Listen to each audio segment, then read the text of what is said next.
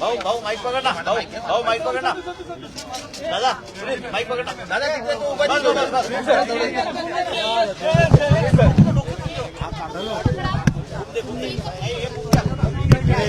कोण आहे?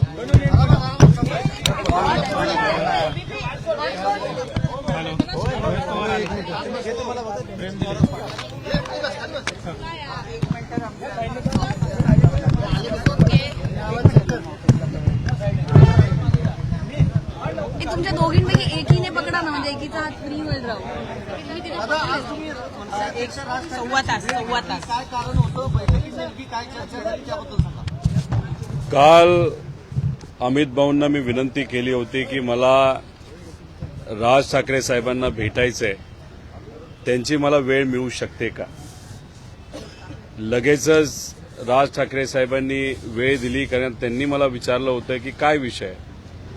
मी म्हणलं अजितदादांच्या बाबतीतलं जी काही ऍक्सिडेंट झालेला आहे, घातपात जो कुठला झालाय, त्याच्याबद्दलची माहिती आपल्याला मला द्यायची आहे. दादांचा विषय असल्यामुळे लगेचच्या लगेच मला तिथं वेळ मिळाला. आज इथं आल्यानंतर बराच वेळ त्यांनी सगळ्या घटना समजून घेतल्या. जी काय माहिती मी घेऊन गेलो होतो ती पूर्ण माहिती त्यांनी समजून घेतली, आणि ती माहिती समजून घेतल्यानंतर बोलत असताना त्यांनी सांगितलं की महत्वाचा विषय आणि सगळ्यात महत्वाचा प्रश्न एवढाच आहे की FIR पोलिसांनी का नाही घेतला.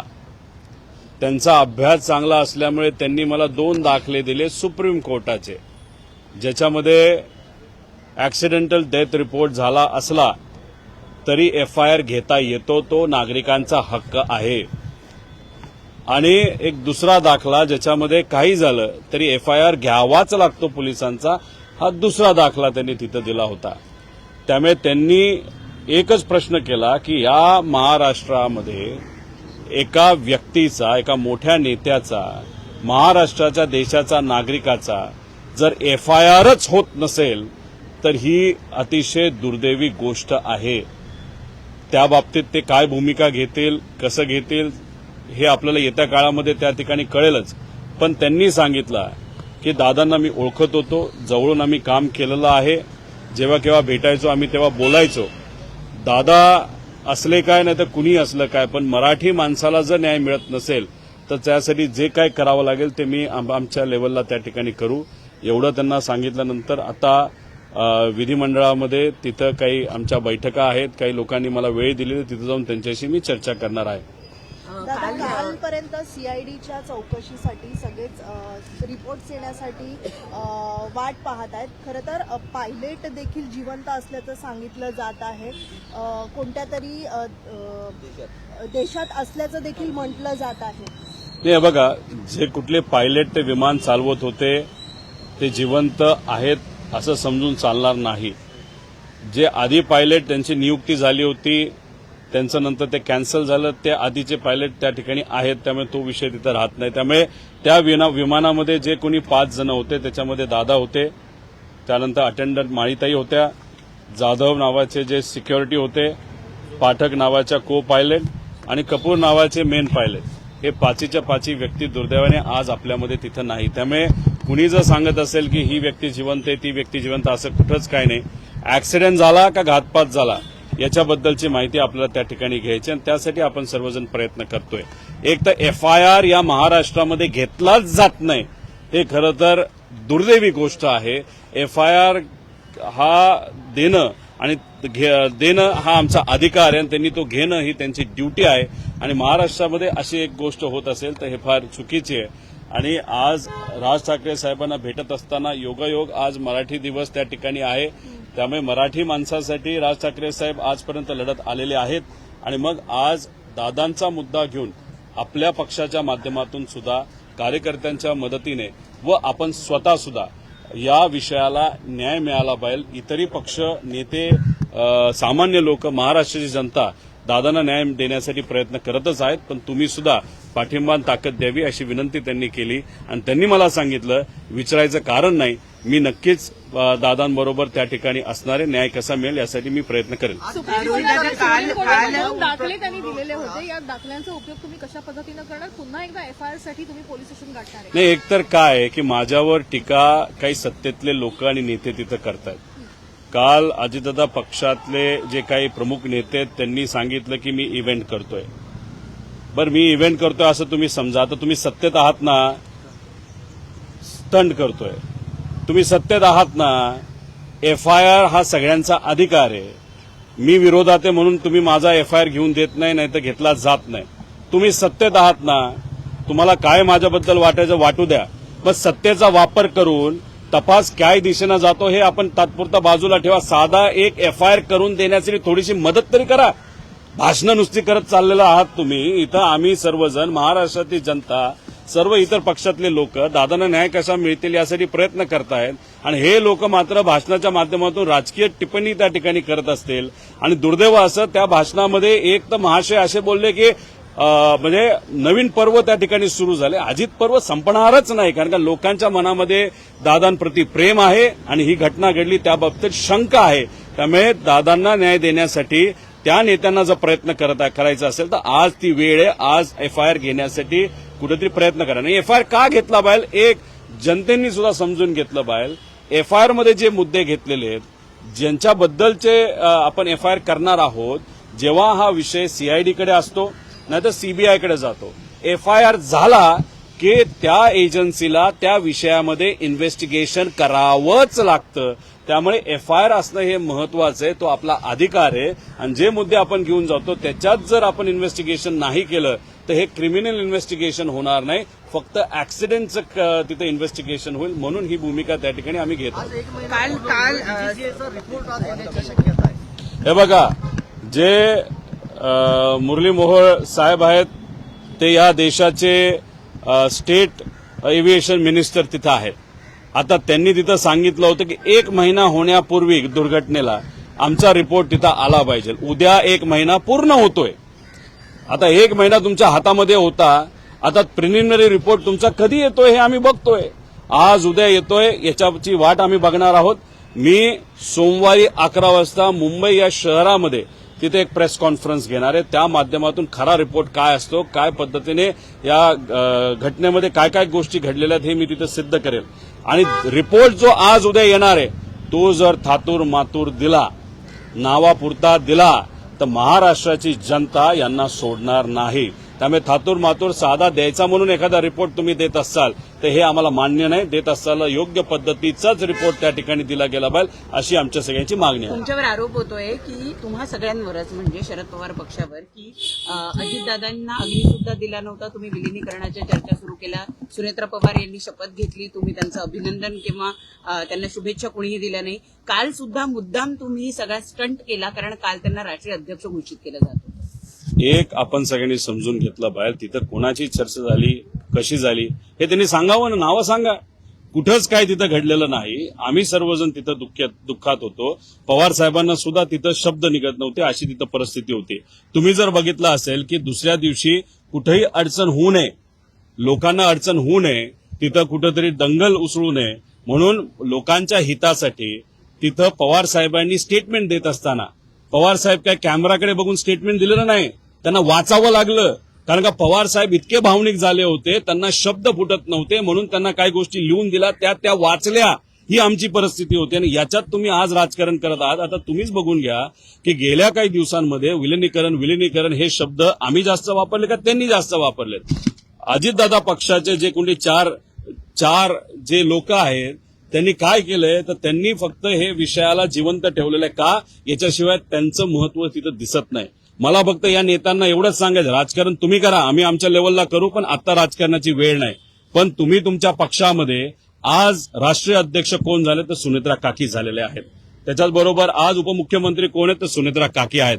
त्यामुळे तिथं वागत असताना स्टेजवर आणि इतर गोष्टीमध्ये जरा सांभाळून वागा, कारण महाराष्ट्र तिथं बघतोय. एक तर महिलांचा आदर ठेवणं हे महत्वाचं आहे आणि दादांची वचक काय होती, दादांचं प्रेम कार्यकर्त्यांवर होतं, आमदारांवर होतं आणि महाराष्ट्रावर होतं. पण या जे काही 4 नेते आहेत त्यांचा वचक तर नक्कीच दादांचा तिथं होता. काल आम्ही बघत असताना किती वाईट वाटलं. जायला जागा सुद्धा कुठं द्यायची तर ते नेते तिथे ठरवणार. कोणीतरी नेता काकींच्या खांद्यावर हात ठेवतो, कोणीतरी ओढतं, कोणी काय करतं. म्हणजे हे बघून महाराष्ट्राची जनता आम्हाला ह्या गोष्टी वाटत नाही. आता तुम्ही ह्याच्यात आम्ही राजकारण करतोय असं म्हणतोय. तुम्ही राजकारणाचा मुद्दा काढला म्हणून आता आम्ही भावनिक मुद्दा काढतो. त्यामुळे आमच्या काकींचा जो आदर आहे, कारण काकी मोठ्या नेत्या आहेत, त्या नक्कीच खूप चांगलं काम अजितदादांचं काम सारखं काम करतील असा आम्हाला विश्वास आहे. पण जरा सांभाळून वागा आणि सांभाळून त्या ठिकाणी बोला, एवढंच या ठिकाणी सांगतो. सुनेत्रा पवारांना काल माध्यमांशी काही बोलायचं होतं का, असं दिसलं का तुम्हाला त्या दृश्यांमधून? कारण त्यांना काही नेत्यांनी सांगितलं की पुढचं आम्ही बोलतो, अशी दृश्य सध्या नाही. मी एक तर त्या सगळे भाषण कुठं ऐकले नाहीत. काकींचं भाषण मी ऐकलं, भाषण ते चांगलं होतं, त्यातून संदेश त्यांनी त्या ठिकाणी चांगला दिला. त्याच्या व्यतिरिक्त जे बाकीचे बोलले त्यांचं भाषण पूर्वीही ऐकण्यासारखं नव्हतं आणि आजही ऐकण्यासारखं नाही. त्यात कंटेंटच नसतो, त्यात महत्वाचे मुद्दे सुद्धा त्या ठिकाणी नसतात. त्यामुळे मी काय त्यांचं भाषण ऐकलं नाही. नंतर काय घडलं हे मला तरी त्या ठिकाणी माहित नाही. पण एक आहे की सुनेत्रा काकी या सक्षम महिला आहेत, पवार परिवाराच्या एक घटक आहेत आणि मग त्याच्यात त्या प्रेस कॉन्फरन्सेसला सुद्धा समोर जाऊ शकतात. त्यांना वाटेल ते त्या ठिकाणी बोलू शकतात. जर कोणाला वाटत असेल की सुनेत्रा काकींना आपण कंट्रोल करू शकतो, दादांना कंट्रोल करता येत नव्हतं पण काकींना करता येईल, तर ते भ्रमात आहेत. थोड्या दिवसानंतर नक्कीच कळेल की ताकद काय असते आणि एक नेता कशा पद्धतीने पार्टी तिथं चालवत असतो. त्यामुळे ह्या 4 जे कुठले नेते आहेत त्यांनी थोडंसं सांभाळून राहावा, सांभाळून वागा, एवढंच या ठिकाणी सांगतो. काल बोलताना सुनेत्रा पवार असंही म्हणाल्या की दादांचं अर्धवट राहिलेलं स्वप्न मला पूर्ण करायचं आहे. काही अंदाज आहे कुठलं स्वप्न असेल?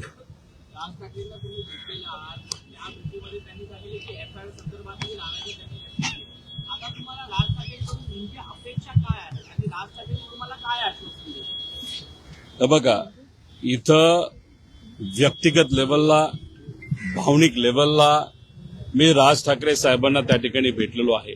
माझ्या मनामध्ये जे जे काय होतं ते मी तिथं बोलून दाखवलं. माझ्याकडे जे जे कागद होते ते मी त्यांना तिथं दिलेले आहेत आणि मी दुसरी कुठलीही तिथं अपेक्षा केली नाही. माझं फक्त एकच आहे की मराठी माणसाच्या पाठीमागे ते नेहमी भक्कमपणे त्या ठिकाणी राहिलेले आहेत. एवढ्या मोठ्या नेत्याकडनं आणि ते सरळ बोलणारे नेते आहेत, त्यामुळे त्यांच्याकडनं माझी नक्कीच अपेक्षा आहे, मनोमन अपेक्षा आहे. मी बोलून दाखवली नाही आणि ते योग्यच निर्णय आणि योग्यच पद्धतीने या विषयाला पाठिंबा देतील असा मला त्या ठिकाणी विश्वास आहे. आता काल सुनेत्रा काकींच्या बद्दल बोलत होता, त्यांचं राहिलेलं अर्धवट स्वप्न काकांचं काय होतं हे एकतर मी काकांकडे बघत असताना आणि अख्खा महाराष्ट्र अजित काकांकडे बघत असताना काका हे महाराष्ट्राचे मुख्यमंत्री झाले पाहिजे अशी इच्छा आमच्या सगळ्यांची त्या ठिकाणी होती. आता काकी बोलत असताना अर्धवट राहिलेलं स्वप्न हे विकासाच्या बाबतीत, कारण दादा नेहमी फक्त विकासाबद्दल बोलायचे, महाराष्ट्राला एक नंबरचं राज्य बनवायचंय, विकास करायचा आहे. त्या स्वप्नाबद्दल त्या बोलल्या का वेगळं काही स्वप्न तिथं बोलल्या हे मला माहित नाही. पण मी काकींनाही विनंती करतो, त्याच्याबरोबर सगळ्याच लोकांना, नेत्यांना जे सत्तेत विनंती करतो, FIR दाखल होणं महत्वाचं आहे. दाखल जो FIR होईल त्याच्यावरच इन्व्हेस्टिगेशन होईल आणि इन्व्हेस्टिगेशन त्या पद्धतीने झालं तरच आपल्याला अजितदादांना न्याय देता येईल.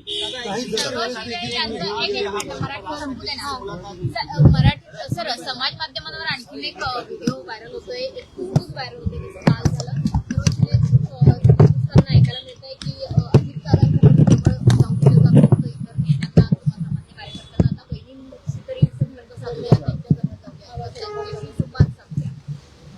त्यांचं मत आणि सगळ्यांचं मत तेच ते 4 यांच्याबद्दल त्या ठिकाणी असावं, याच्या पलीकडे दुसरं कुठलं नाही. आणि एका महिला आमदारांनी ते बोलून दाखवलं, ते एका व्हिडिओवर आलं आणि ते लोकांपर्यंत पोहोचलं. याच्यावरनं समजून घ्या की एखाद्या नेत्याला जर आमदारांपासूनच लांब काही लोक ठेवत असतील, ते 4 लोक ठेवत असतील, तर मग बाकीच्यांचं काय? तरी दादा हे दादा असल्यामुळे त्या गोष्टी तशा होऊन देत नव्हते. पण तरी जर होत असेल तर काकींनी सुद्धा कुठेतरी सांभाळून राहिलं पाहिजे, एक पुतण्या म्हणून त्या ठिकाणी विनंती करतो. शोकसभेमध्ये जो व्हिडिओ दाखवण्यात आला त्याच्यामध्ये पण अजित पवार यांची कारकीर्द दाखवताना शरद पवार यांचा एकही फोटो दाखवला नाही. आणि दुसरी गोष्ट, 2022 नंतरचे अजित पवार दाखवले 6 वेळा मुख्यमंत्री असलेल्या माणसाची कारकीर्द दाखवताना कमी पडलं. माझं एकच मत आहे की साहेबांचा फोटो दाखवला का नाही दाखवला, लोकांना माहिती आहे की साहेबांचं अजित काकांवर प्रेम होतं, अजित काकांचं साहेबांवर प्रेम होतं आणि त्यांच्या जडणघडणीमध्ये पवार साहेबांचा काय वाटा हे दुनियाला तिथं माहिती आहे.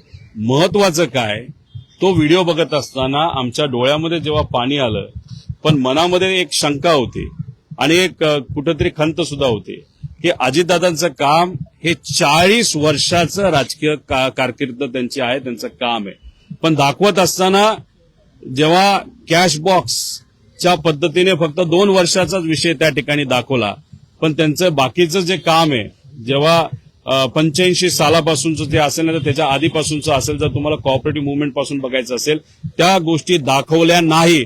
म्हणजे दादांचं एवढं मोठं कार्य असताना सुद्धा त्या व्हिडिओच्या माध्यमातून ते छोटंसं का दाखवण्याचा प्रयत्न त्या ठिकाणी केला गेला आणि फक्त 2 वर्षाच तिथं का दाखवलं गेलं, म्हणजे कुठंतरी एखाद्या एजन्सीने काय केलं हे दाखवण्याचा ते प्रयत्न करत होते. कॅशबॉक्स जी कुठली एजन्सी असेल का दादांनी काय केलं हे दाखवायचा प्रयत्न ते करत होते. दादांचं जर खरंच त्यांना दाखवायचं झालं असतं तर कुठेतरी तो व्हिडिओ अजून मोठा आणि अजून चांगला होऊ शकला असता, एक दादांचा फॅन म्हणून आणि एक नागरिक म्हणून मला वाटतं.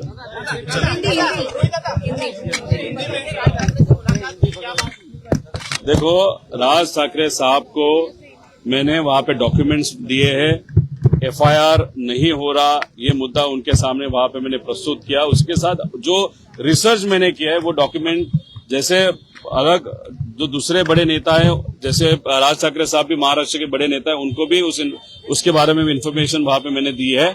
उनका कहना है कि एफआईआर होना ये किसी भी व्यक्ति का हक है. अगर महाराष्ट्र में एक नेता का एक्सीडेंट या जो भी कॉन्स्पिरेसी है वहां पे उनका मृत्यु होता है, उनके मृत्यु के बारे में अगर एफआईआर महाराष्ट्र में लिया नहीं जा रहा तो ये उचित चीज नहीं है, ऐसे उनका स्टेटमेंट है. आगे जाके वो डेफिनेटली इस विषय के लिए सपोर्ट करेंगे, ऐसा मुझे विश्वास है.